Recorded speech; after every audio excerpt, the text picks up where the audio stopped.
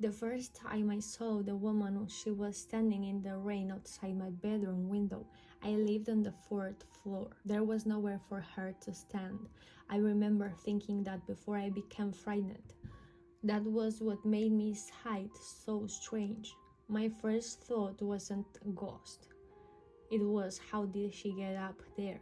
She stood on the narrow ledge outside my window, completely still. Rain ran down her face. Her hair was plastered against her cheeks.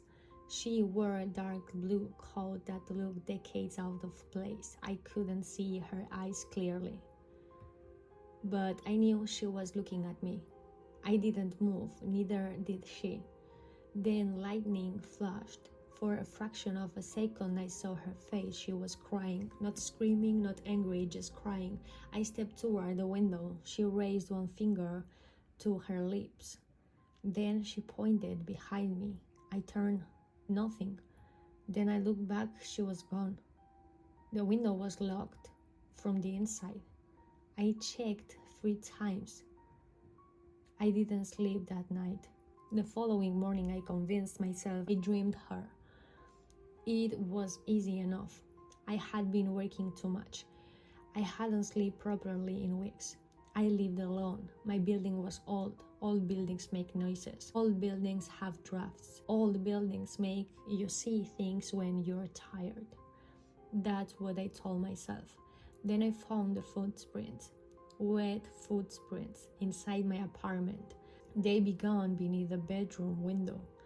They crossed the carpet and stopped beside my bed. There were no footprints leading away. I stared at them for several minutes. Then I called my landlord. He came upstairs, looked at the floor, and said nothing. Did someone get into my apartment? No. Then explain those. He looked at the window. Keep it locked. It was locked. He nodded. Keep it locked anyway. He left without another word. I didn't like that, so I asked him about the woman. His face changed, only slightly, but I noticed. Have you ever seen anyone outside that window? He looked at me. No. You're sure? I'm sure. He stared toward the door, then stopped. Don't look outside after midnight. I laughed. He didn't. That night I stayed awake. Nothing happened. At 3:17, I heard knocking. 3 soft taps against the window. I sat upright. Another 3. I didn't look. The knocking continued. 3 taps, pause, 3 taps. Then a woman's voice. Please. I couldn't move. Please open the window. I looked toward the glass. The curtain was moving. There was no wind. Who are you? Silence. Then I don't have much time. I got out of bed. Every instinct told me not to, but I opened the curtain. She was there, standing on the ledge. The same woman. The rain passed through her. I could see the brick wall behind her through the outline of her body. She looked directly at me. This time I opened the window and cold air filled the room. She didn't move. Are you dead? She smiled sadly. I don't know. The answer frightened me more than anything else could have. What do you want? She looked past me toward the hallway. Then she whispered, he's coming. Who? Her eyes widened. Don't let him see me. I turned toward the hallway. The door to my bedroom was open. I was certain I'd close it. The hallway beyond was dark. Then I heard footsteps, slow, heavy, coming closer. The woman stepped through the window. Her feet never touched the floor. She moved backward until she disappeared into the darkness beyond the glass. The footsteps stopped. My bedroom door slowly began to close. I ran toward it. The door slammed shut. I grabbed the handle. Locked. Something breathed on the other side. I stood frozen. Then my phone rang. It was my landlord. I answered. His voice was shaking. Are you alone? Yes. Don't open your bedroom door. I stared at it. How do you know? I saw someone enter your building. Who? He didn't answer. Then he whispered, she died 20 years ago. The line went dead. I didn't sleep. At sunrise, I opened the door. Nothing was there, but the wet footprints had returned. This time had begun at the bedroom window. They crossed the floor, stopped at the door, and then continued down the hallway. I followed them. They led to the apartment across from mine. Apartment 407. It had been empty since I'd moved in. I knocked. No answer. I tried the handle. The door opened. Inside the apartment smelled like damp earth. There was almost no furniture, only a table. On the table was a stack of new papers. I picked up the first one. The headline was 20 years old. Woman missing after flood. Her photograph was beneath it. I knew her face immediately, the woman from my window. Her name was Claire Vos. She had lived in apartment 407. The article said she disappeared during a storm. Her body was never found. I picked up another newspaper. Search called off. Another, family accept she is dead. Then another, a photograph of the building, the same building, but something was different. Apartment 407 had a window directly opposite mine. I stared at it. Then I noticed the date. The photograph had been taken 20 years ago. At the bottom of the image, someone had written she was looking for the boy. I dropped it. There was a sound behind me. A floorboard cracked. I turned. Clara stood in the doorway. She looked different now, older, tired. Her coat was shocked. Why me? She looked at the wall between our apartments. Then she raised her hand. She pointed at it. I didn't understand. She pointed again. I stepped closer. There was something written. There was something written on the wallpaper. Letters scratched into the plaster. I wiped away the dust. A sentence appeared. He is still in there. I stared at the wall. Who? Clara looked frightened. Then she whispered, my son. I looked at the wall again. Your son? She nodded. Where?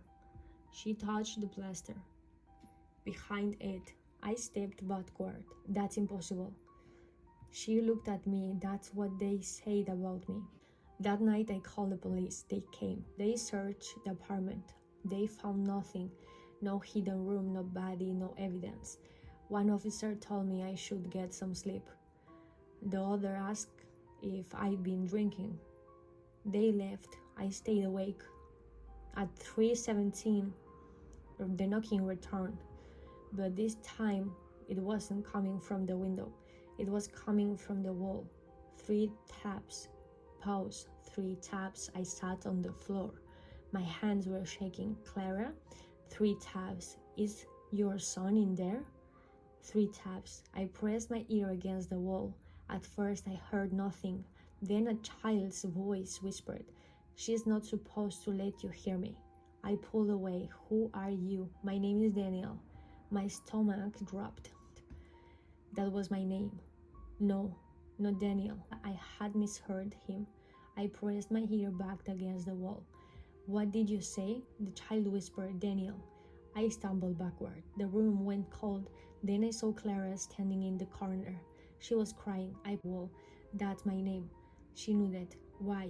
She didn't answer. The child's voice came again. She thought you were him. Who? Silence. Then the man who took me. The lights went out. I heard something moving inside the wall, scratching, small fingernail against the wood.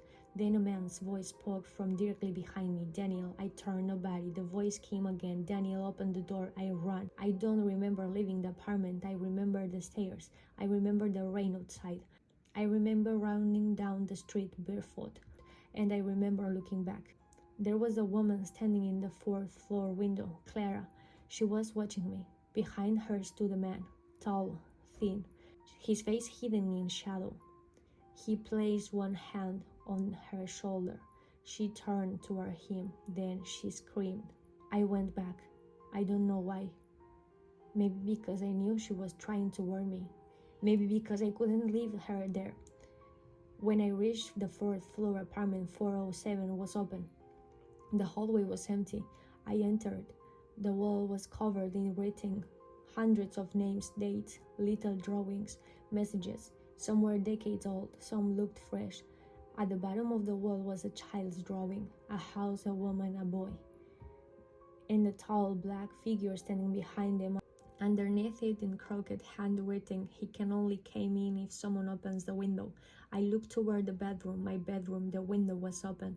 Rain poured inside. Clara stood outside on the ledge. The man was behind her. He was holding her by the shoulders. She looked at me. She shook her head violently. "Don't." I understood. He wanted me to open the window. He couldn't enter unless I invited him. The man smiled. For the first time I saw his face. There wasn't one, just smooth, pale skin. No eyes, no mouth, nothing. Then slowly a mouth appeared. It opened, and my own voice came out. "Daniel." I backed away. Clara screamed. The man pushed her through the window. She fell. I ran to the glass. She was gone. No body, no sound, no only rain. Then someone knocked on the window. 3 times I froze. Clara was standing outside again, but this time she wasn't looking at me. She was looking behind me. I turned. The bedroom door was open. A wet footprint appeared on the floor. Then another. Something was walking toward me. I couldn't see it, but I could hear the breathing. Clara pressed her hand against the glass. She mouthed something. I read the words, "I'm sorry." The footsteps stopped. Right behind me. Then a voice whispered. She was never trying to get inside. I turned. Nothing. The voice continued. She was trying to keep me out. The window slammed shut. I screamed, and then everything went silent. The next morning, the police found me sitting on the floor of apartment 407. They say the apartment had been empty for 20 years. They say there was no evidence anyone had ever lived there. They say there was no apartment 407 according to the building plans. The 4th floor ended at my apartment. There was no room across from mine. No wall, no doorway, nothing. I thought I had finally lost my mind until the landlord came to see me. He stood in the hallway. He looked at the wall opposite my apartment. Then he looked at me. "You saw her." It wasn't a question. I knew that. "Clara?" He closed his eyes. "She wasn't a ghost." "What was she?" He looked toward my bedroom. "I don't know." Then he whispered, "But she saved people." "From what?" He didn't answer. He only handed me an old photograph. I recognized the building. 20 years earlier, Clara stood outside, her son beside her, and in the 4th floor window stood a little boy with my face. Written on the back was a date. The day before Clara disappeared, and beneath it, "He has been waiting for Daniel to grow up." I asked the landlord what it meant. He didn't answer, because at the exact moment 3 soft knocks came from inside my apartment. We both froze. 3 taps, pause, 3 more. The landlord looked at me, then slowly shook his head. "Don't answer." The knocking stopped. A child's voice whispered from behind my bedroom door, "Daniel?" I couldn't breathe. The landlord backed away.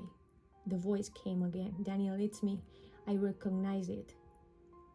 It was my own voice, except younger, much younger. Then the bedroom door opened by itself. There was nobody inside, only rain. And on the window, written in condensation from the inside, were 4 words: "She wasn't the ghost." I stood there staring at them. Behind me, the landlord began to cry. I turned. He was looking at the window, not at the writing, at the reflection, because in the glass standing behind me was Clara. She raised one finger to her lips. Then she pointed toward the hallway. I looked. Nothing. When I turned back, she was gone. The landlord whispered, "Thank God." I asked him why. He didn't answer. He only looked at me with tears in his eyes. And for the first time I noticed something I'd never noticed before. He wasn't looking at me. He was looking at my reflection. And my reflection was smiling.